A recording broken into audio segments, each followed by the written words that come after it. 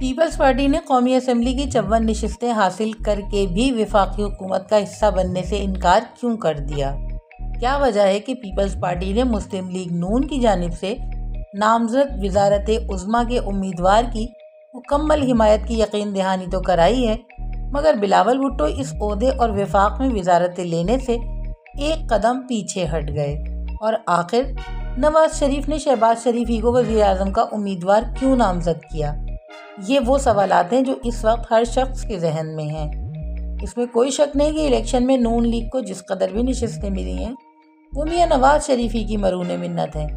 نواز شریف وطن واپس نہ آتے، ان کی جگہ شہباز شریف یا مریم نواز وزارت عظمیٰ کی امیدوار ہوتی تو نون لیگ ایڑی چوٹی کا زور لگا کر بھی آدھی نشستیں بھی حاصل نہ کر پاتی۔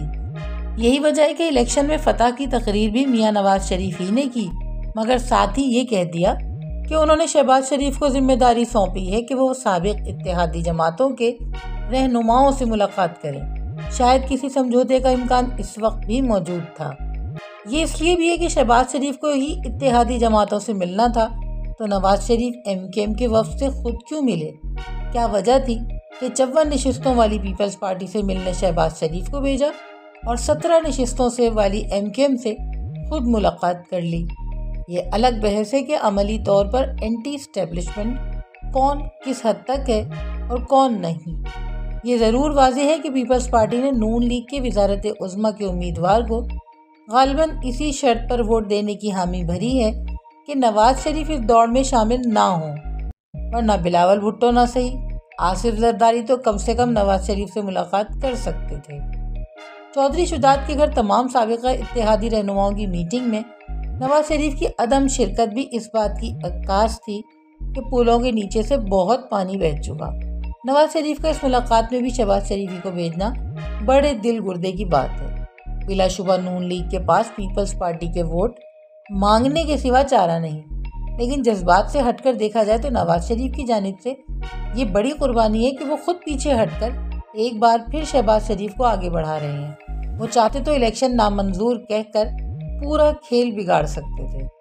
تاثر یہ ہے کہ میاں نواز شریف کو پیپلز پارٹی سے زیادہ خود میاں شہباز شریف نے نقصان پہنچایا ہے۔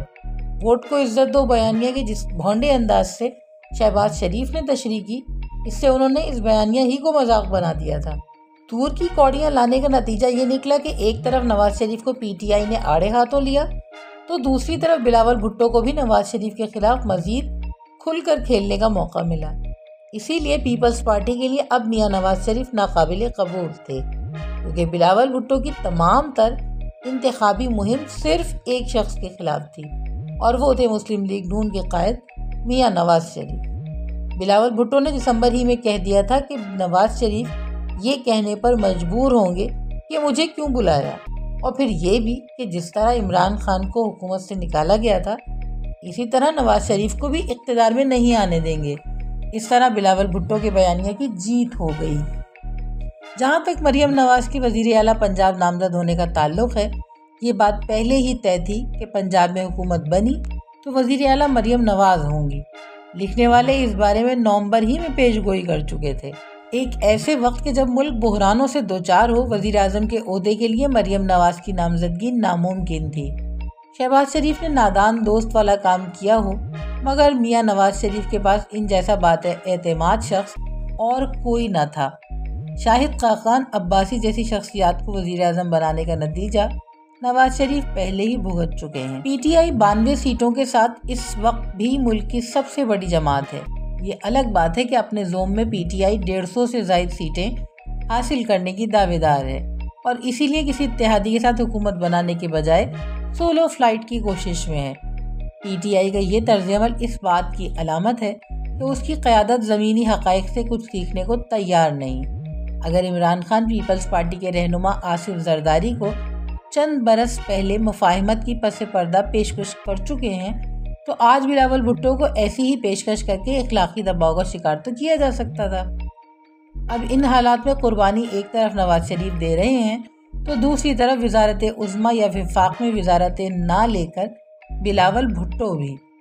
یقیناً بلاول بھٹو ان کی جیت میں کردار ادا کرنے والے پیپلز پارٹی کے رہنما اور جیالے وزارتوں سے محروم ہو رہے ہیں، مگر یہ سیاست کا حصہ ہے۔ حکومت سازی سے متعلق اس حکمت عملی میں پاکستان کھپے کا نعرہ لگانے والے زرداری سب پہ بھاری ہی ثابت ہوں گے، کیونکہ ملک کو عدم استحکام سے بچانے کے لیے فی الوقت کی قربانی زیادہ مہنگی نہیں۔ روبینہ ظفر، پرزم نیوز۔